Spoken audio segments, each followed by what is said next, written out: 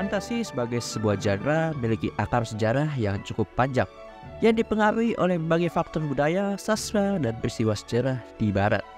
Namun, fondasi dari karya-karya fantasi modern dari berbagai medium sendiri, baik itu di Barat maupun di Jepang, dapat dilacak pada karya monumental pertengahan abad 20 yang ditulis oleh John Ronald Reuel Tolkien, berjudul The Lord of the Rings dan The Hobbit, yang nantinya akan mengubah lanskap keseluruhan genre fantasi itu sendiri dan menjadi standar tolak ukur bagi karya generasi selanjutnya.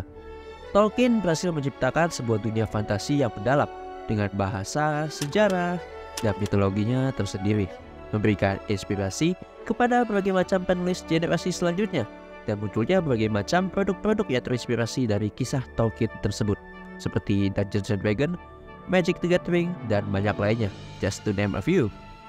Di Jepang sendiri, genre fantasi memiliki akar yang berbeda. Fantasi di Jepang memiliki akar dalam mitologi dan cerita rakyat Jepang. Makhluk-makhluk supernatural seperti yokai, dewa-dewa, dan roh alam semesta menjadi inspirasi untuk banyak karya fantasi.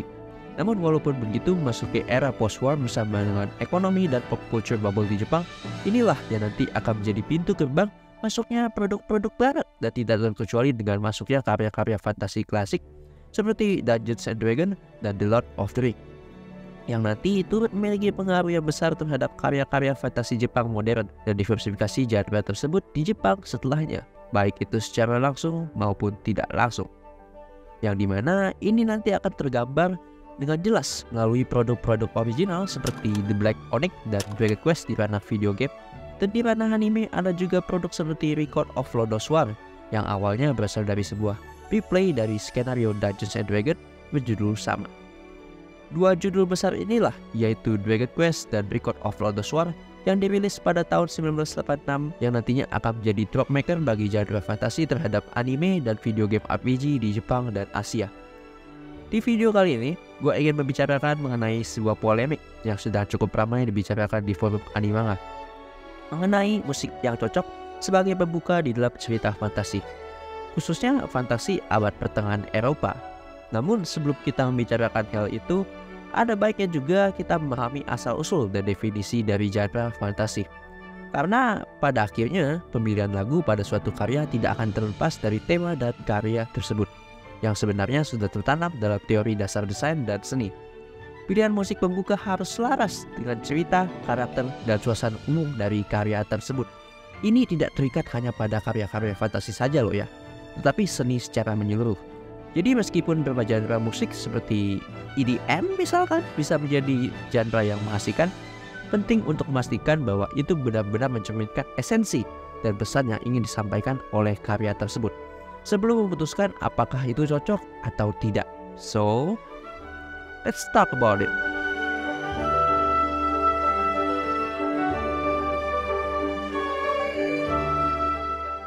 Genre fantasi adalah salah satu bentuk fiksi yang mengeksplorasi dunia imajiner yang mengandung unsur-unsur supranatural, magis, atau fantastis, dan seringkali menggabungkan mitos, legenda, atau makhluk mitologi dalam ceritanya.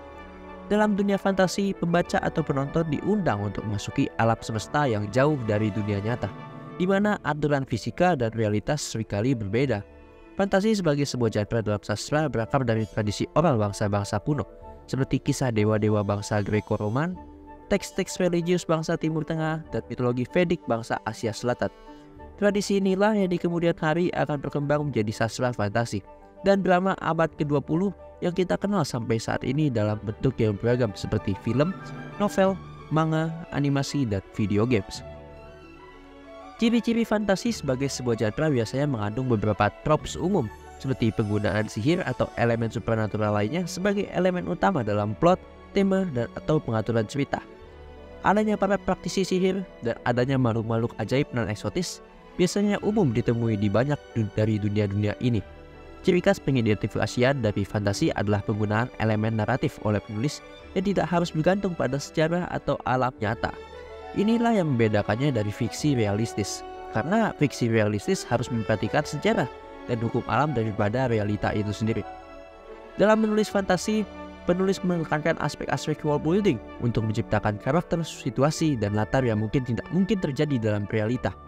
Ini termanifestasi dalam karya-karya Tolkien dan banyak penulis fantasi setelahnya yang menggunakan folklore dan mitologi dunia nyata sebagai inspirasinya.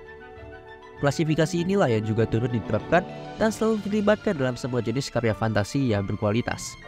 Fantasi adalah sebuah alam tanpa batas yang mencakup berbagai macam tema dan setting yang dapat memenuhi preferensi yang berbeda-beda dari para penggemar genre ini, sehingga melahirkan berbagai macam subgenre yang dapat memenuhi preferensi tersebut.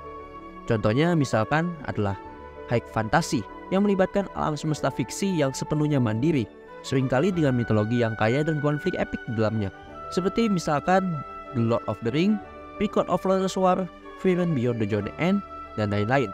Atau low fantasy yang biasanya terjadi di dunia yang mirip dengan dunia nyata, tetapi masih mengandung unsur-unsur magis atau supernatural. Biasanya fokus pada cerita manusia yang berinteraksi dengan elemen-elemen fantastis dalam kehidupan sehari-hari, seperti Harry Potter, Nier, Natsume Yujincho, dan lain-lain. Ada juga urban fantasy yang memadukan unsur-unsur fantastis ke dalam pengaturan perkotaan yang nyata. Tokoh-tokoh biasa berinteraksi dengan makhluk-makhluk supernatural atau kekuatan magis dalam lingkungan kota, seperti misalkan Shin Megami Tensei dan Persona. Dan gak lupa ada juga subgenre fantasi yang sedang populernya, yaitu portal fantasy, atau yang biasa dikenal sebagai isekai oleh komunitas animanga. Genre ini melibatkan karakter yang terbawa ke dunia fantastis dari dunia nyata melalui portal atau metode serupa dan menjalani petualangan di dunia baru tersebut. Seperti contohnya The Chronicle of Narnia, and honestly pretty much every isekai anime out there. Dan contoh-contoh di atas hanyalah beberapa dari beragam subgenre yang ada dari fantasi itu sendiri. Dan dari sini definisi mulailah terurai. Fantasi memungkinkan penulis dan membuat konten untuk mengeksplorasi tema-tema yang berkaitan dengan mitos, legenda, dan dunia imajiner yang terbatas.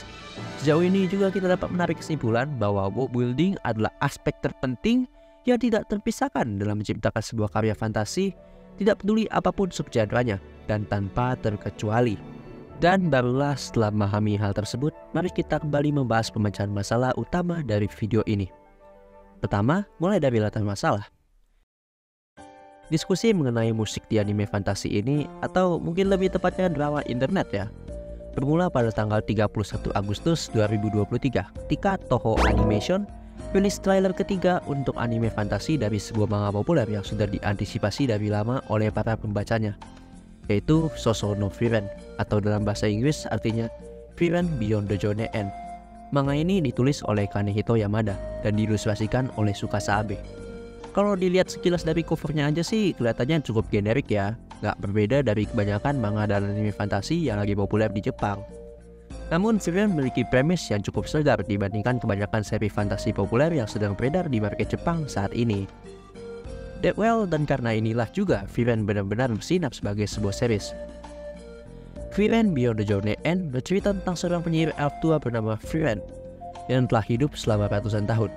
Meskipun telah mengalami lebih banyak hal dari siapapun, ia masih merasa hampa dalam dirinya dan memutuskan untuk memulai lembah perjalanan baru untuk mempelajari pesan tersebut. Dan karena Frieren adalah manga fantasi, tentu saja ada trope standar yang biasa ditemui di media Jepang, atau yang biasa kita sebut sebagai standar Japanese fantasy setting, seperti The Evil versus the Force of Good, Party of Hero, The Chosen One, Character Class, ras-ras ajaib seperti Elf, Dwarf, dan Demon, mythical creatures seperti naga dan monster-monster eksotis, religious magic, dan lain-lain. Namun yang benar-benar membedakan Frieren dari manga dan anime fantasi mainstream adalah premis uniknya, di mana biasanya yang lebih fokus pada petualangan sang pahlawan dan teman-temannya mengalahkan Demon Kings. Frieren justru mengambil setting tepat setelah sang Demon Kings dikalahkan dan para pahlawan yang percaya kembali ke rumahnya sebelum party tersebut dibubarkan. Namun berlalunya waktu berbeda bagi sang elf yang sudah hidup lebih lama. Baginya perjalanan 10 tahun tersebut hanyalah 1/100 dari masa hidupnya, dan ia pun menyaksikan satu persatu rekan perjuangannya meninggal lebih dahulu darinya, sehingga momen inilah yang membuka matanya untuk mengunjungi kembali tempat-tempat yang penuh kenangan bagi para pahlawan. Sepanjang perjalanan, Frieren perlahan-lahan menghadapi penyesalannya atas hilangnya kesempatan untuk menjalin ikatan yang lebih dalam dengan rekan-rekannya yang kini sudah meninggal. Personally, hal yang benar-benar membedakan sekaligus jadi aspek favorit untuk gue pribadi adalah bagaimana manga ini memiliki moral kompas yang pasti dibandingkan tren terkini dalam literatur barat maupun Jepang seperti grey morality dan nihilisme. karakter-karakter dalam manga ini didorong secara konstan untuk dapat memilih tindakannya antara baik dan buruk. Selain itu, ada perbedaan yang signifikan juga antara sang kekuatan baik dan kekuatan jahat. Layaknya dunia dalam buku-buku Tolkien. Manga ini mengeksplorasi tema-tema seperti kehidupan, kefanaan, dan pengorbanan, sambil menghadirkan penggambaran dunia fantasi yang penuh dengan petualangan dan keajaiban. Atau kalau di Jepang, ada sebuah ungkapan yang berbunyi Mono no Aware, atau artinya the pathos of things, and this manga perfectly portray that. Trailer yang dirilis pada 31 Agustus lalu ini berdurasi 2 menit, yang sebenarnya normal-normal aja sih sampai memasuki ke menit 1:22. Dan bagian inilah yang mengundang kontroversi, di mana lagunya tiba-tiba berubah dari pop yang cenderung lebih bernuansa slow dan melankolis, berubah menjadi EDM yang bertempo sangat upbeat. Lalu letak masalahnya di mana? Well, banyak yang berpendapat bahwa lagu terakhir tadi yang kebetulan juga akan menjadi opening song untuk animenya nggak cocok dan tidak mewakili esensi dan tema utama dari cerita tersebut. Terlalu upbeat, dan sebenarnya ada juga yang simply nggak suka aja gitu sama grup musik yang membawakan lagu tersebut. Makanya digoreng terus sama chef yang satu ini. Sehingga perdebatan inilah yang membuatku terpikir akan sesuatu. Memangnya nggak boleh ya anime bergenre fantasi diisi musik EDM? Lagian kan band yang mengisi musiknya juga lagi populer-populernya, harusnya banyak yang seneng dong. Terus kalian mungkin juga akan bertanya, apa hubungannya semua pembicaraan mengenai fantasi sebagai sebuah genre, mulai dari sejarahnya, definisi dan subgenrenya di awal tadi dengan sebuah pembahasan ini? Lagian kan yang dibahas soal musiknya. Well, don't worry about that, you will understand later. Sebagai orang yang sudah baca manganya yang hype banget dengan anime satu ini, dan sebagai orang yang memang suka banget dengan game dan film bergenre sama, gue ingin menjawab pertanyaan ini. Namun gue ingin menjawab pertanyaan tersebut dengan pertanyaan juga. Memangnya bagaimana caranya memilih lagu yang tepat untuk digunakan di dalam game dan anime bergenre fantasi? Dan apakah memang tidak ada tepat sama sekali dengan musik bergenre EDM di dalam genre fantasi secara keseluruhan? Well, let's talk about some technical stuff, shall we? Di dalam desain, kita mengenal sebuah proses umum yang ada bukan hanya di dalam desain grafis, tapi juga dalam kelima elemen multimedia, yaitu grafis, video, animasi, audio, dan teks. Di dalam desain pada umumnya ada 3 tahap, yaitu praproduksi, produksi, dan postproduksi.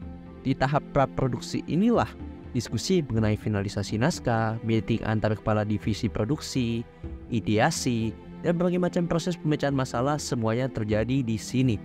Di tahap ini juga, produser akan memilih sutradara, kru produksi, merencanakan jadwal produksi, dan mengurus berbagai perizinan lain jika ada. Dan disinilah masalahnya. Di dalam desain kita mengenal yang namanya design thinking, yaitu suatu metode mengenai cara berpikir yang fokus pada pemecahan masalah berdasarkan kebutuhan. Kenapa berdasarkan kebutuhan? Karena dengan mengetahui apa yang kita butuhkan, maka kita dapat menganalisis apa yang sedang terjadi, lalu mencari solusi agar kebutuhan tersebut dapat terpenuhi. Dan barulah setelah kita memahami arah artistik dan suasana yang ingin dikeluarkan oleh tim produksi anime, kita baru bisa menentukan musik seperti apa yang harus digunakan. Sehingga melalui berbagai tahap diskusi dan pemecahan masalah inilah baru dibuat mood board, yaitu kumpulan ide-ide berupa potongan-potongan gambar dan tulisan yang memiliki fungsi sebagai acuan awal dalam proses pembuatan suatu konsep desain yang terdiri dari berbagai aspek fundamental di dalamnya. Dan mood board ini secara general haruslah konsisten agar tujuan yang ingin disampaikan dapat dideliver dengan baik.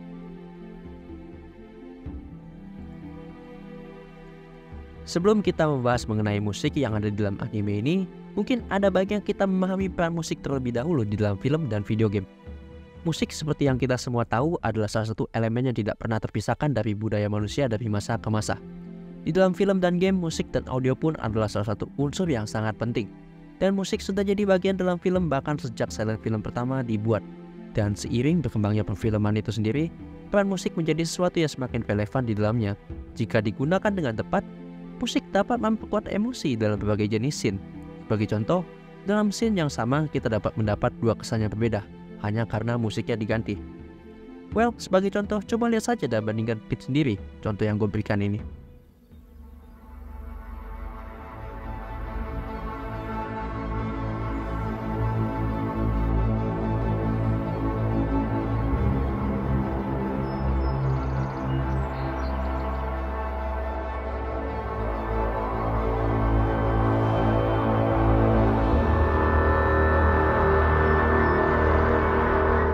And now it looks like he's grieving.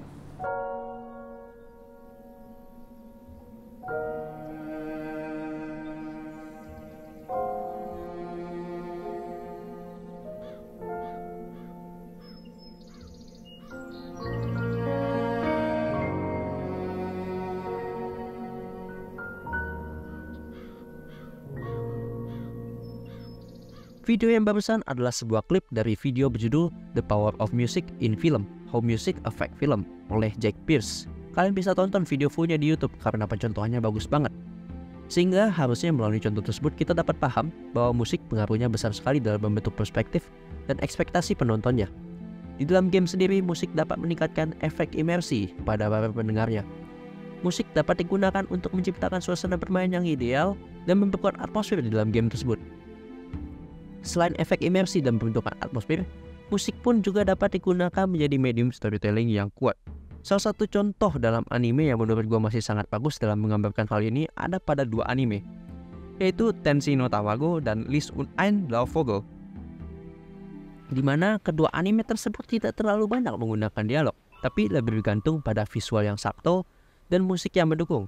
Sebagai contoh, di dalam List und ein Laufvogel, kita dapat merasakan emosi dan suasana di dalamnya hanya dari mendengar instrumen dan bahkan sound effect seperti langkah kaki dan hembusan nafas yang bukan hanya digunakan sebagai hiasan untuk memperkuat atmosfer, tapi kedua aspek ini saling berkesinambungan layaknya instrumen dalam sebuah orkestra, sehingga mendorong penontonnya untuk terbawa lebih dalam kepada distilasi emosi melalui pengalaman sensorik seperti langkah kaki, hembusan nafas, dan visual yang memanjakan mata, sehingga bahkan tanpa dialog sedikit pun otak kita dapat memproses informasi dan emosi yang ingin disampaikan hanya dari visual dan suara saja. Dalam filmmaking, ini adalah sesuatu yang kita sebut sebagai show don't tell. And by the way, teknik yang barusan bukan hanya dipakai di dalam kedua anime tersebut, tapi juga dipakai di dalam film Christopher Nolan berjudul Dunkirk. Lalu bagaimana dengan musik berjudul Brave untuk opening dari anime Sosono Frieren tersebut yang dibawakan oleh grup musik bernama YOASOBI, di mana lagu inilah yang memang menjadi polemik utama dari video ini. Seperti yang sudah kita ketahui sejauh ini, Frieren Beyond the Journey End adalah anime yang memiliki tema cenderung humanis, yang dibalut oleh dunia bertema fantasi yang indah dan action secukupnya yang disampaikan dengan epik, sehingga memberikan kesan bahwa kita sedang berada dalam sebuah grand adventure. Kita juga sudah memahami bahwa di dalam genre fantasi, itu genre dan setting utama dari Frieren Beyond the Journey End, world building adalah aspek yang sangat penting dan jadi penentu bagus atau tidaknya kualitas dari sebuah dunia fantasi yang disajikan. Dan sejauh ini pun kita juga telah mengetahui bahwa musik adalah salah satu aspek penting dalam world building karena relasinya dengan budaya dan kekuatannya dalam storytelling tersebut. Dalam kasus ini khususnya opening song, gue rasa sama aja pentingnya. Kenapa? Toh ini kan cuma opening song bang, cuma tayang sekali di awal tiap episodenya. Kayaknya gak ngaruh-ngaruh amat tuh. Lu aja kali yang benci YOASOBI bang. Well, gimana ya? Memang bener opening song itu cuma tayang sekali di awal tiap episodenya. Tapi justru disinilah poinnya. Karena opening song sebagai musik pertama yang kalian dengar dalam pembukaan tiap anime, itu punya peran yang sangat relevan dalam membangun dunia suatu anime. Selain itu juga jadi musik yang membentuk ekspektasi kalian ketika menonton filmnya, terutama bagi mereka yang belum tahu cerita animenya, bagi yang tidak mengikuti original source-nya. Sehingga musik pembuka sekalipun haruslah sejalan dengan animenya ataupun settingnya. Karena ini juga sejalan dengan teori desain yang sudah kita bahas, yaitu design thinking. Apakah musik yang dibawakan sudah memenuhi kebutuhan untuk menggambarkan anime fantasi yang berfokus pada tema humanis dan sudah memberikan kesan bahwa kita sedang berada dalam sebuah petualangan yang megah itu? Meskipun durasinya hanya 2 menit dan hanya tayang sekali di awal setiap episode, opening song memiliki potensi besar untuk memperkuat world building dan mendukung tema dari anime tersebut. Dan pernyataan tersebut bukanlah tanpa alasan. Mari kita coba bedah pelan-pelan ya. Yang pertama mengenai pengantar, pengungkapan, penciptaan, dan penggambaran atmosfer tema dan dunia tersebut. Opening song dapat memberikan gambaran awal tentang dunia fantasi, mengenalkan penonton pada elemen-elemen kunci dari pengaturan dan latar belakang cerita. Musik, lirik, dan visual dalam opening song dapat menciptakan atmosfer atau suasana khusus yang sesuai dengan dunia fantasi. Ini dapat membantu menentukan tone dan mood dari anime tersebut. Musik YOASOBI sendiri menurut gue dibilang kurang cocok bukan tanpa alasan, tapi ada aspek-aspek yang jelas terlihat tidak cocok di poin pertama ini.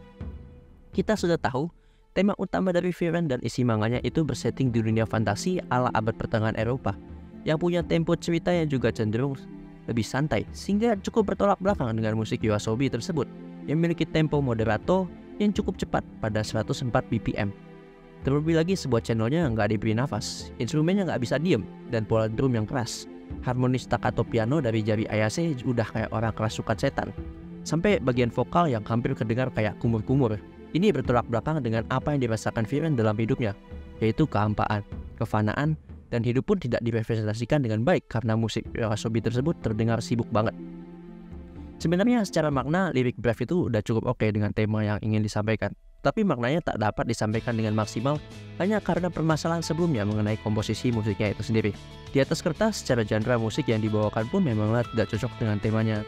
Lagu EDM dapat cocok untuk anime dengan tema modern atau futuristik atau aksi yang energik. Namun walaupun alasannya adalah untuk mengcapture aksi yang epic dari manganya tadi, gue rasa dari sini aja udah salah direksi. Lagi pula, aksi dari manganya sendiri hanya sekitar 2/5 dari keseluruhan ceritanya. Sekalipun tujuannya adalah untuk mengcapture ini, gue rasa nggak perlu lagu EDM juga kan? Classical musik ataupun folk musik juga bisa menjadi pilihan yang lebih tepat untuk menggambarkan momen ini. Dan untuk poin ini gue rasa nggak perlu jauh-jauh lah. Toh udah ada official source-nya. Dan udah ada PV sebelumnya waktu Weekly Shonen Sunday TV bikin PV promosi untuk manganya 2 tahun lalu, 2 tahun sebelum adaptasinya diumumkan. Dari sini aja udah kelihatan performance video tersebut bahkan berhasil mengcapture semua hal tadi, mulai dari tema humanis dari manganya, petualangannya megah, dan bahkan aspek dinamis daripada action yang epic dalam manganya tanpa perlu menggunakan musik EDM sekalipun. Yang kedua dan terakhir adalah perspektif dari sisi marketing. Pemilihan artis yang memang sedang tren bukanlah suatu hal yang baru, dan gua akui ini adalah suatu hal yang normal dan jadi pilihan logikal di dalam industri. Pada akhirnya tujuan dari suatu karya itu kan juga nggak terlepas dari aspek-aspek seperti ingin mencari profit atau ketenaran, dan kejadian ini nggak cuma terjadi pada YOASOBI.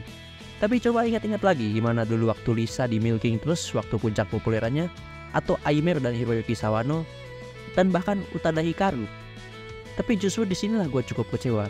Enggak, bukan karena YOASOBI-nya populer, tapi karena kalau memang ada kebutuhan untuk menggunakan artis yang populer, kenapa nggak ambil artis-artis lain yang sama populernya dan sama mainstreamnya? Seperti contoh artis-artis yang barusan gue sebut tadi. Seenggak-enggaknya mereka lebih versatile dalam style musik mereka daripada YOASOBI yang cenderung monoton. Personally, gue gak peduli sih mau siapa yang bawain, karena fokusnya adalah yang penting musiknya cocok dengan tema animenya. Maka itu juga kan gak ada yang komentarin waktu Evan Cole atau Millet dipilih untuk mengisi soundtrack dan juga ending song dari animenya, karena memang cocok.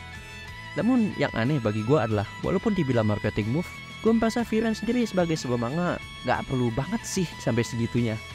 Karena Viren sendiri di Jepang terbilang cukup populer, bahkan di mancanegara sekalipun. Sebagai contoh, manga Viren ini udah memenangkan penghargaan New Work Prize di acara Tezuka Osamu Cultural Prize yang ke-25 pada 2021 lalu. Dan secara konsisten berada pada rating 8,62 secara average di My Anime List, dan berada pada rank 78 pada list top manga My Anime List, mengalahkan beberapa series populer seperti LN Konosuba, Tongari Boshi no Atelier, Suzumiya Haruhi, Shigatsu wa Kimi no Uso, Spy X Fam, dan Furuba. Now we can answer our own question. Pertama, bagaimana caranya memilih lagu yang tepat?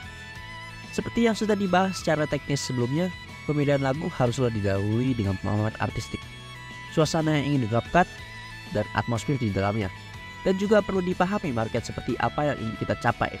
Di dalam kasus ini, kita membicarakan tentang anime dan game bergenre fantasi. Seperti yang sudah kita pelajari di awal, fantasi adalah sebuah genre yang menaruh emphasis sangat besar dalam world building. Karena kan esensi dari genre fantasi adalah kemampuannya membebaskan imajinasi, menginspirasi, dan menyerap pembaca dan penontonnya ke dalam dunia-dunia yang luar biasa. Dan hal itu tidak akan dapat dilakukan tanpa world building yang baik. Struktur world building dalam genre fantasi adalah proses menciptakan dan membangun alam semesta fiksi yang komprehensif dan kohesif, di mana cerita berlangsung. Dan layaknya dunia nyata, dunia ini memiliki hukum, budaya, sejarah, politik, bahasa, dan berbagai aspek lain yang akan menjadi kesatuan yang membentuk dunianya. Dan musik adalah salah satu bagian tidak akan terpisahkan dalam world building. Musik adalah elemen penting dalam world building di film fantasi, karena memiliki kemampuan untuk memperdalam dan memperkaya pengalaman penonton di dalam dunia fiksi yang diciptakan. Layaknya di dunia nyata, musik adalah bagian dari identitas suatu budaya. Sehingga sebagai bagian dari budaya dunianya, musik harus bisa mewakili aspek ini. Dan juga karena sebagai sebuah medium, musik memiliki kemampuan yang kuat untuk membangun atmosfer dan emosi. Dan dalam konteks film fantasi, ini dapat membantu menciptakan nuansa dan membawa penonton ke dalam dunia imajinatif yang diciptakan. Sehingga memahami kebutuhan tersebut akan world building yang kuat, musik yang dipilih di dalam film harusnya dapat mewakili budaya, emosi, tema cerita yang terdapat di dalam ceritanya. Sehingga menurut gue menaruh lagu EDM out of nowhere hanya karena grup yang membawakan sedang populernya, gue rasa bukan pilihan yang cukup tepat, walaupun mungkin sangat baik jika dilihat dari aspek marketing. Secara personal, karena ini adalah cerita fantasi yang jauh lebih fokus pada aspek manusianya dibandingkan sekedar aksinya, namun tetap memiliki porsi aksi yang cukup seimbang, genre musik seperti folk atau folk rock menjadi pilihan yang cukup cocok dibandingkan EDM bertempo upbeat yang memberikan kesan modern dan futuristik dan cenderung terlalu berenergi. Pemilihan musik folk pun bukan tanpa alasan. Musik folk sebagai sebuah genre musik yang berkembang secara tradisional di dalam budaya dapat mewakili identitas budaya dunianya. Selain itu, musik folk menciptakan atmosfer yang hangat, ramah, dan terangsang imajinasi. Lalu yang kedua adalah bagaimana dengan musik EDM itu sendiri? Apakah memang benar-benar tidak ada tempat bagi genre musik ini dalam genre fantasi? Well, jawaban gue simple. Kenapa tidak? EDM boleh-boleh aja kok di game dan anime fantasi. Namun kembali lagi ke yang sebelum-sebelumnya kita sudah bahas. Pemilihan musik itu harus laras dengan tema, esensi, dan atmosfer dunianya. Jika dunia dari ceritanya mendukung, maka gue rasa cocok-cocok aja. Hanya saja karena problemnya di sini memang kebetulan dipakai di tempat yang kurang cocok. Makanya jadi drama di internet.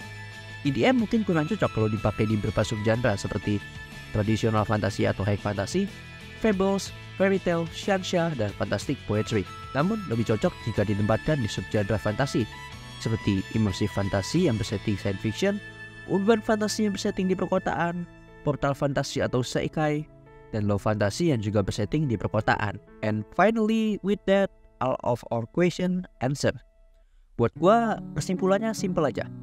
Sebagai orang yang juga nikmatin lagu-lagunya Ayase dari YOASOBI, terutama Ayase sebagai Vocaloid composer, well, menurut gua sayang aja gitu karena style musik Ayase yang nggak cocok dengan tema anime ini justru disia-siakan di sini. Terutama juga jadi merusak sebagian dari aspek world building dari anime yang udah gua tunggu ini. Musik adalah sebuah aspek yang sangat penting dalam keutuhan sebuah film dan game. Anime dan game fantasi tentu saja bukan pengecualiannya. Pertama, mengingat kembali kebutuhan akan genre ini dalam keutuhan world buildingnya yang sangatlah krusial. Namun hal tersebut bukan berarti tidak ada tempat sama sekali untuk musik EDM di dalam genre ini. Karena pada akhirnya itu semua kembali kepada proses design thinking, yaitu apakah hal tersebut sudah menjadi solusi yang memenuhi kebutuhan dari produk kita. But yeah, that's all from me. Sebenarnya gue bikin video ini karena ada sedikit rasa salty juga sih ya. Karena why gitu loh, why? Tapi di sisi lain juga gue memang ada keinginan untuk sedikit meluruskan aja sih. Kalau di sini juga nggak sepenuhnya kesalahan dari YOASOBI. Karena pada akhirnya YOASOBI sebagai musisi yang ditawarin gigs besar dari studio besar ya nggak mungkin nolak juga gitu kan. Mungkin kalau mau marah-marah bisa diarahkan ke yang lain gitu.